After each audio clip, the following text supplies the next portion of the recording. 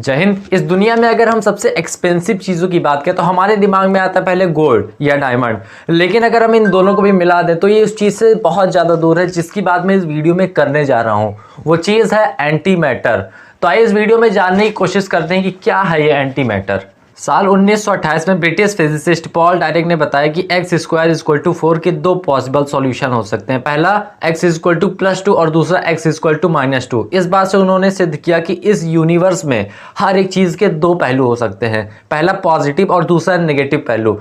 अगर हम इलेक्ट्रॉन और प्रोटॉन की बात करें तो इलेक्ट्रॉन्स पर हमेशा नेगेटिव चार्ज होता है और प्रोटॉन पर पॉजिटिव चार्ज होता है। यानी इस यूनिवर्स में ऐसे इलेक्ट्रॉन भी एग्जिस्ट करते होंगे जिस पर पॉजिटिव चार्ज हो और ऐसा प्रोटॉन भी एग्जिस्ट करता होगा जिस पर नेगेटिव चार्ज हो। ठीक यही चीज़ है एंटी मैटर। एंटी मैटर का मीनिंग इसके नाम में छिपा हुआ है। एंटी का मतलब है अपोजिट और मैटर का मतलब है पदार्थ। एंटी मैटर एक नॉर्मल मैटर की ही तरह होता है, लेकिन जो चीज़ इसे अलग करती है नॉर्मल मैटर से वो है इसके सब एटॉमिक पार्टिकल्स का चार्ज।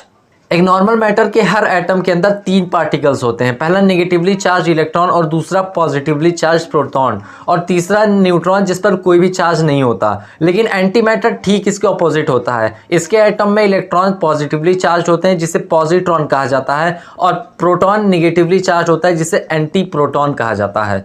अगर एक नॉर्मल मैटर का पार्टिकल किसी एंटी मैटर पार्टिकल से टकराता है तो ये एक दूसरे को पूरी तरह डिस्ट्रॉय कर देंगे और इस सिचुएशन को नाम दिया गया है एनिहाइलेशन। इसमें से 100% प्योर एनर्जी रिलीज होती है, मतलब इसमें एनर्जी का कोई भी लॉस नहीं होता। अगर सिर्फ 1 ग्राम एंटी मैटर को जमीन पर गिराया जाए तो इसका एक्सप्लोजन हिरोशिमा और नागासाकी पर गिराए गए कंबाइंड न्यूक्लियर बम से 10 गुना ज्यादा होगा। किसी बुलेट पर 1 ग्राम एंटी मैटर का 1,00,000वां हिस्सा भी लगाकर फायर किया जाए तो उससे सिर्फ एक आदमी को ही नहीं बल्कि पूरे के पूरे शहर को ही उड़ाया जा सकता है और इस हाइपोथेटिकल बुलेट को एंटी मैटर बुलेट नाम दिया गया है।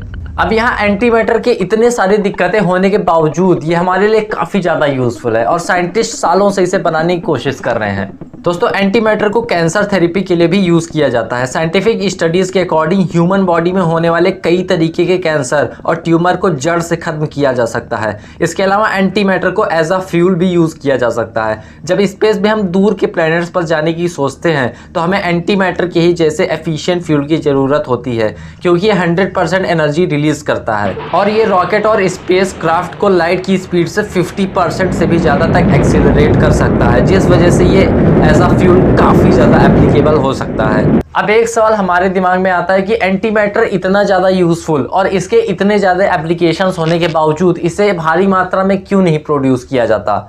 इसका सीधा सा रीज़न है कि ये बहुत ही ज़्यादा रेयर है। दोस्तों, जब बिग बैंग हुआ था यानी जब हमारा यूनिवर्स बना था तो नॉर्मल मैटर और एंटी मैटर दोनों सेम अमाउंट में फॉर्म हुए थे, लेकिन एंटी मैटर के एनिहाइलेशन प्रॉपर्टी के कारण ये यूनिवर्स से गायब हो गया और बचा सिर्फ नॉर्मल मैटर जिसके साथ हम आज भी जी रहे हैं। और एंटी मैटर को बनाने का सिर्फ एक तरीका है और वो है आर्टिफिशियल प्रोडक्शन। स्विट्जरलैंड के जेनेवा में situated European organization for nuclear research CERN दुनिया की सबसे बड़ी पार्टिकल फिजिक्स लेबोरेटरी है। दुनिया की सबसे विशाल high energy particle collider large hadron collider यहीं पर है और इसी में एंटी मैटर के पार्टिकल का फॉर्मेशन किया जाता है। लार्ज हैड्रॉन कोलाइडर एक 23 किलोमीटर सर्कमफ्रेंस की राउंडेड पाइप होती है और इसमें पार्टिकल्स को अपोजिट डायरेक्शन में लाइट की स्पीड से कोलाइड करवाया जाता है, जिस वजह से ये और भी कई छोटे छोटे पार्टिकल्स में टूट जाता है जैसे क्वार्क्स और गॉड पार्टिकल्स और कभी कभी पॉजिट्रॉन्स और एंटी प्रोटॉन्स भी फॉर्म होते हैं। और जैसे ही ये दोनों बनते ही इन्हें एक मैग्नेटिक बॉटल में आइसोलेट कर लिया जाता है और फर्दर इसे एंटी मैटर बनने के लिए भेजा जाता है।